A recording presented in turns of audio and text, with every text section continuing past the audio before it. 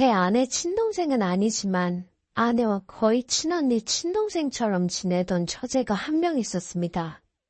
이 처제가 취직하면서 서울로 올라가 버렸기 때문에 저는 사실 결혼 전에는 자주 만나본 적은 없어요.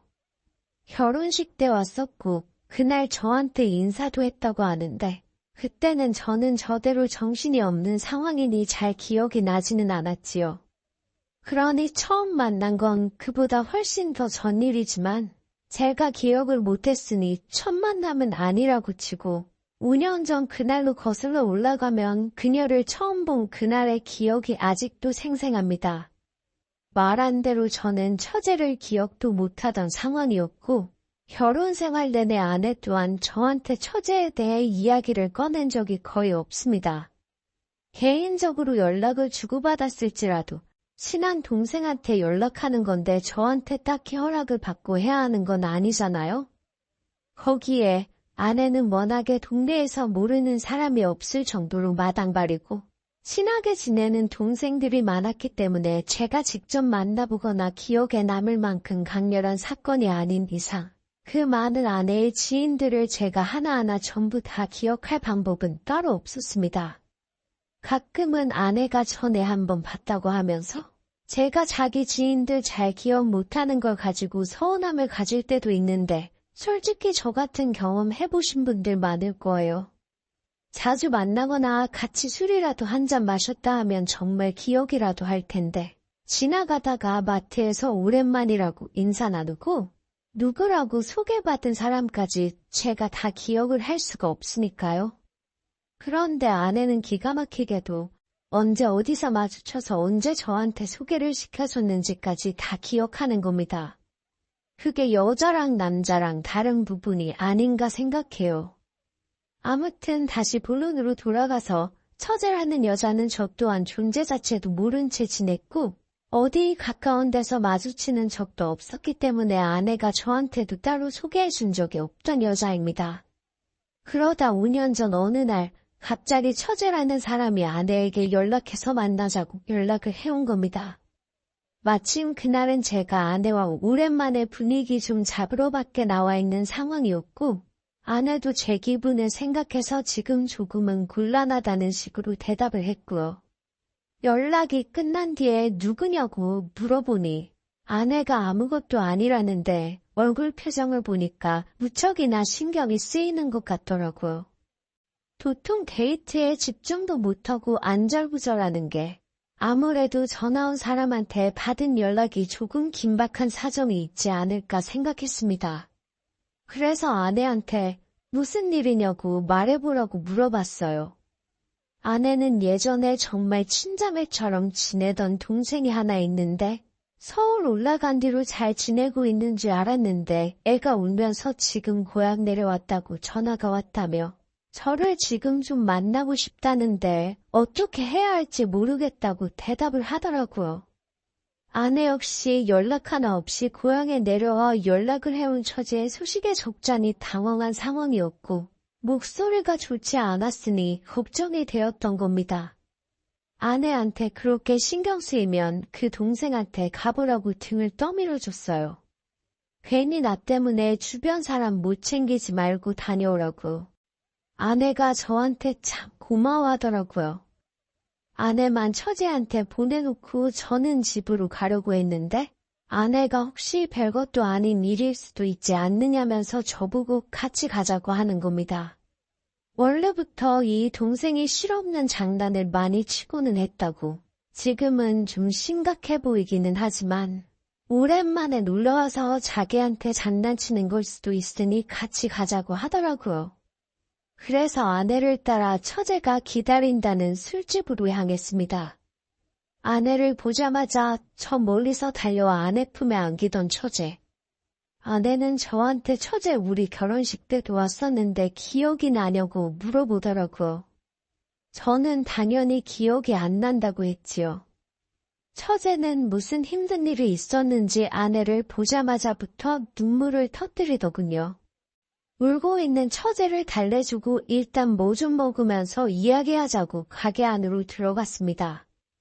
안주거리 이것저것 시켜가지고 기다리고 있는데 처제도 울 만큼 울었는지 코만 킁킁거리면서 울음을 집어삼키고 있었어요.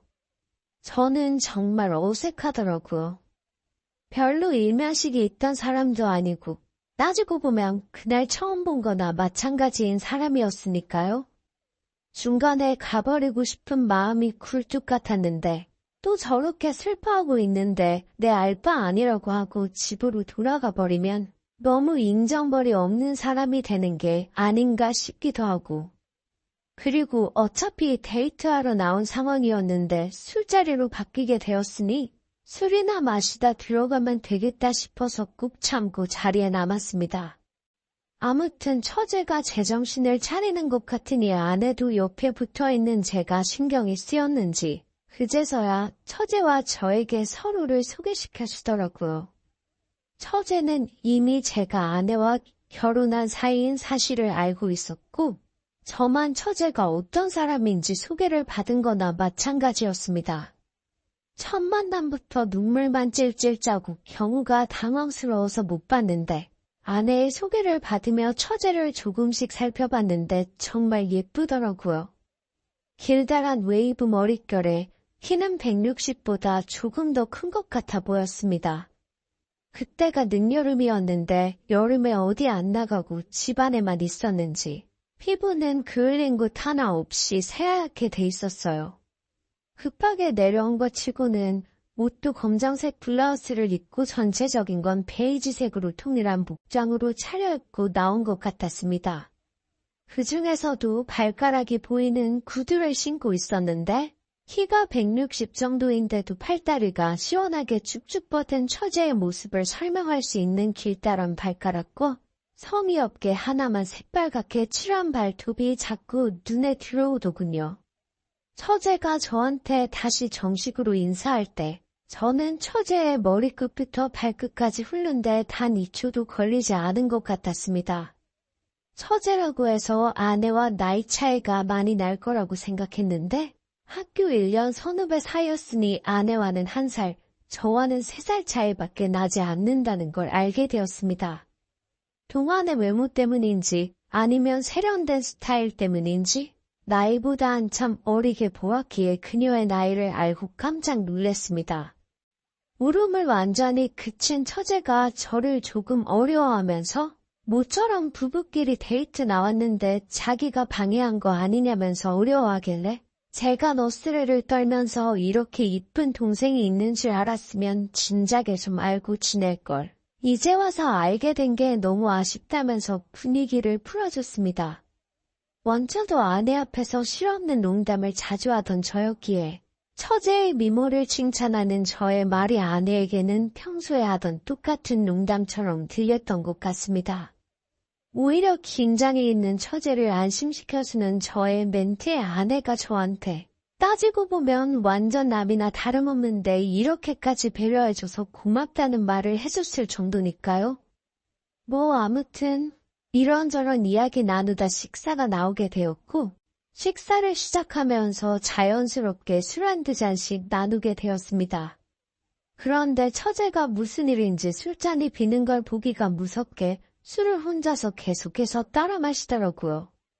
술을 각자 몇 병씩 비웠을 때쯤 분위기가 무르익고 이런저런 이야기가 나오다가 내가 처제에게 그래서 무슨 일로 이렇게 급하게 고향으로 내려와서 나를 찾았냐는지 물어봤어요. 그랬더니 여태 씩씩한 모습 보이던 처제가 다시 눈물을 보이며 자기 이야기를 하더군요. 남편이 바람을 피우다가 자기한테 걸렸는데 오히려 당당하게 이혼할 거면 이혼하라고 나온다는 겁니다. 네가 뭘 어쩌겠냐는 식으로 말이죠. 그렇게 대판 싸우고 이혼해줄 생각 없다고 말하고 무작정 고향으로 내려왔다는 겁니다. 그런데 고향에 노모 한 분 계시는데 아무것도 모르는 노모한테 몸을 의탁하기도 뭐하고 아는 사람을 떠올려봐도 아무리 다른 사람이 떠오르지 않아 저희 부부에게 연락을 했다 하더군요. 그 소리에 아내도 상황이 그랬냐며 진작에 연락하지 그랬냐고 하면서 처제를 보듬어줬고 저도 처제의 어깨를 토당겨주면서 있는 동안은 내 집이다 생각하고 편하게 있으라 했습니다. 그렇게 처제는 저희 집에서 지내게 되었어요. 저도 말은 내 집이다 생각하고 편하게 있으라 말을 했지만 처제가 머무는 기간이 이틀 3일을 넘어가니 부담스럽더라고요. 당장 방이 없어서 제 서재를 처제가 쓰게 되었는데 제가 여가 시간에 하는 컴퓨터에 읽는 책이며 다 그 방에 있으니 퇴근하고 집에 돌아오면 좀 있으셔서 죽겠는 겁니다. 그래서 퇴근하고 돌아온 아내한테 솔직하게 물어봤어요. 처제는 언제까지 우리 집에 머물게 될 것 같냐고요. 그런데 아내 입장에서도 우리한테 기대라고 먼저 말을 꺼냈는데 일주일도 안 됐는데 이제 나가라고 하는 것도 안 좋은 것 같고 처제가 남편하고 싸워서 급하게 집을 나오면서 가지고 있는 것도 없고 그런 것 같아. 어디 머물려면 돈도 없는 것 같은데 어디 쫓을 수는 없지 않냐고 조금만 더 기다려달랍니다. 하루는 제가 낮에 커피를 하도 많이 마셔서 그런지 자려고 누웠는데 눈이 말똥말똥 하더라고요. 한참을 뒤척이다 안 되겠어서 밖에 나가서 담배라도 한 대 태우고 와야겠다는 생각에 방문을 나섰는데 하필 그 순간에 방문을 열고 나오는 처제를 마주친 겁니다. 물론 밤이라서 불은 다 꺼져 있었고 베란다 커튼을 통해서 희미하게 들어오는 달빛만이 전부긴 했는데 오히려 그동안에는 여자로 느껴본 적이 없었는데 그날 달빛에 비친 처제가 얼마나 아름답던지 그 순간만큼은 마음이 동하더군요. 처제도 당황했는지 목말라서 물 마시러 나왔다고 얼버무리길래 그러냐고 말하고 저도 더 있다간 정신이 어떻게 돼버릴 것만 같아서 후다닥 밖으로 도망 나오듯 뛰쳐나왔습니다. 동그랗게 뜬 보름달 바라보면서 담배에 불을 붙이고 깊은 숨을 내쉬고 있는데 인기적이 보여서 보니 아파트 현관에서부터 처제가 저를 향해 다가오고 있더라고. 집에서 입고 있던 복장과는 다르게 늦여름 쌀쌀한 날씨를 의식한 건지 두툼한 후드 집업을 입고 다가오는데 바지는 잘 때 입는 짧은 반바지 그대로라 그건 그거대로 다른 매력이 느껴지더군요. 처제가 왜 안 자고 밖에 나왔냐길래 잠이 잘 안 와서 그런다고. 그리고 처제한테는 왜 따라 나왔느냐고 물어봤더니 처제도 잠이 잘 안 온다고 하더군요. 우리 집에서 거의 일주일을 살았지만 처제는 아내와 시간을 거의 보내지 저랑은 사실 아직도 대면대면한 사이나 마찬가지인데 야밤에 둘이 밖에 나와서 달빛 아래 대화를 나누고 있으니 그건 그거대로 어색하더군요. 담배가 평소보다 훨씬 빨리 타들어간 것 같더라고요. 어색하니 애꿎은 담배만 죽어라고 피웠나 봅니다.